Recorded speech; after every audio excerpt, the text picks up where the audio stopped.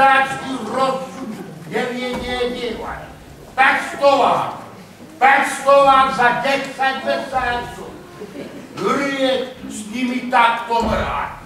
Čo si jedol na suchočičku? Ja uznávam mnoho, ale neviete ani pomyslieť, na čo všetko študent potrebuje. Nemyslíš mi vyratúvať, nie. Bol som o nejakých tešti a videl. Široké trotuáry, po oboch stranách hostince, mladí páni, cigári, paličky, paráda a do hostincov chodia za ženami. Ale karty najviac stoja, ty hriluješ. A niekedy, raz za pol roka. Na chudobného je aj to moc. Keď si tam sedia pri nich páni, čo zabilo tvojho otca? Chľas a karty. A mohol tu nájsť žiť. A chlap to bol ako buk. Nerobím ti výčit. Bože kráľ, keď ťa napomínam. Peniažky si šaru. Fac na fac.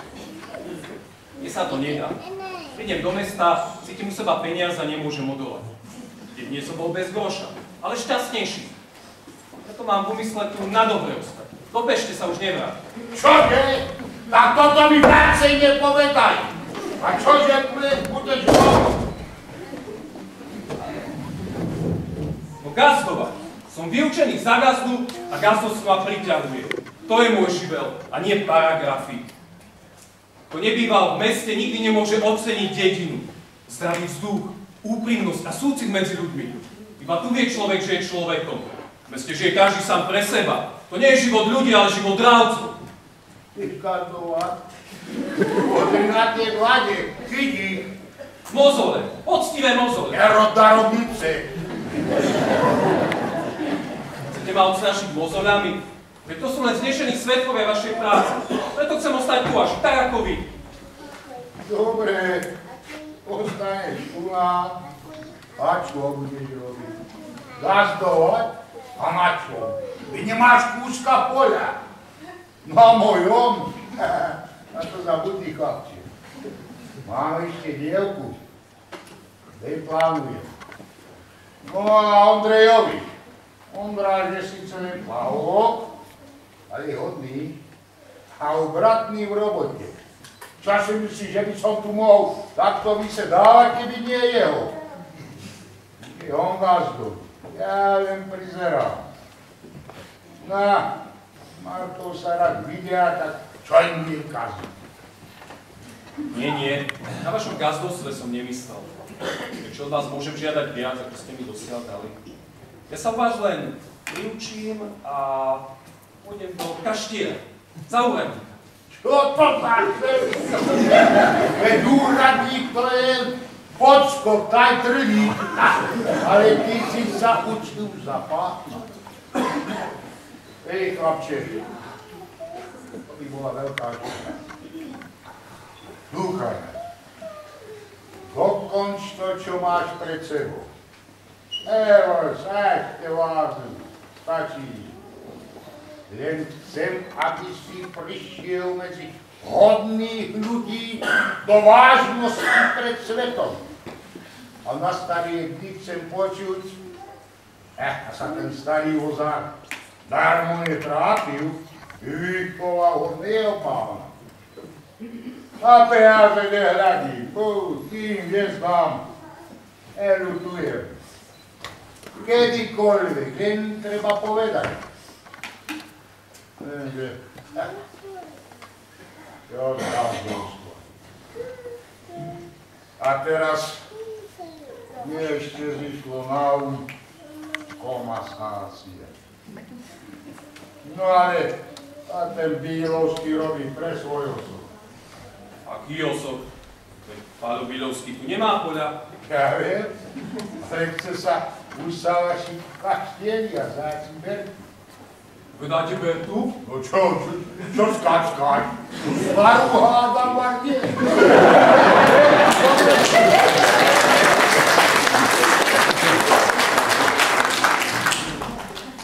ona ho rada?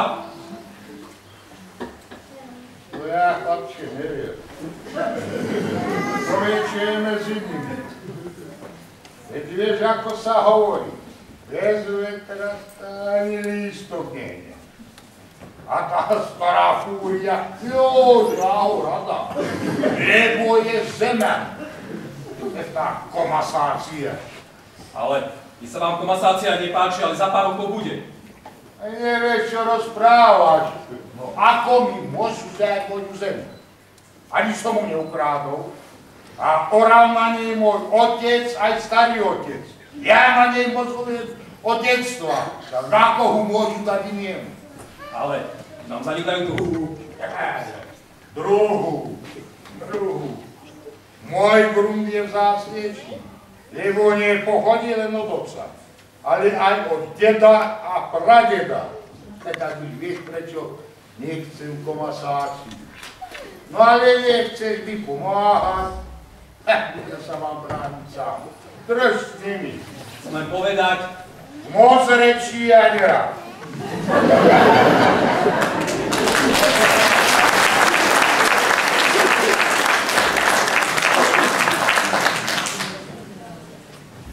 ja a držať s Bíľovským nemôžem. Ho má rada, ona, Berta ho má rada.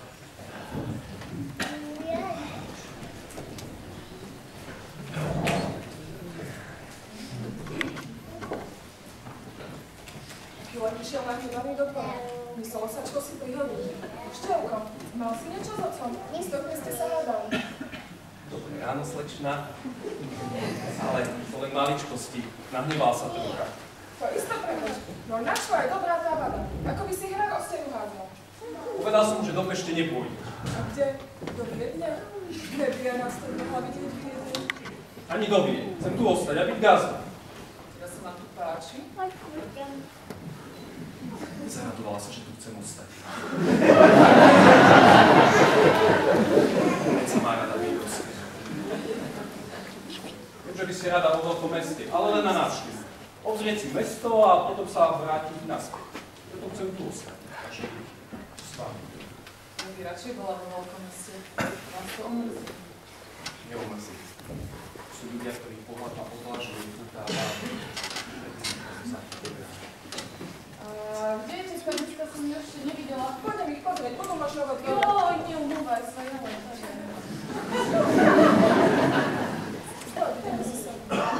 Bojí sa so mnou sama ostať.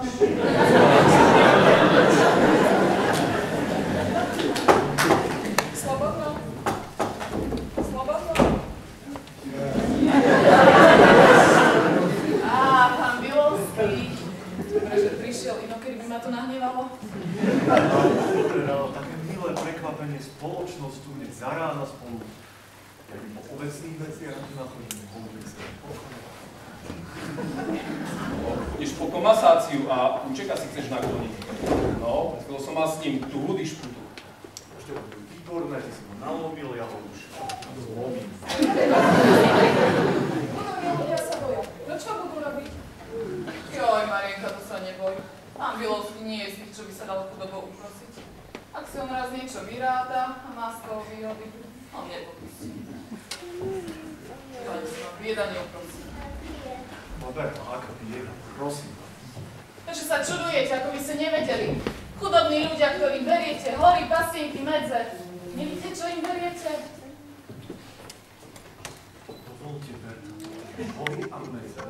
Hádam do iného chotára prevláčam, však ale tu ostanú ako boli. Prosím pekne, čo vám z tých horí a medzi ostane, tak to si dajte, trevárzajte vašej chudobe. Marienka. Zober, prosím ťa, Števka, dovolíte sa s Bíľovským sama porozprávať. Števko, poď so mnou do dvora, ako môžeš mi dreva zabrať. Tak teraz ste sa smiali. Vyhnala. Sama. Šťastná.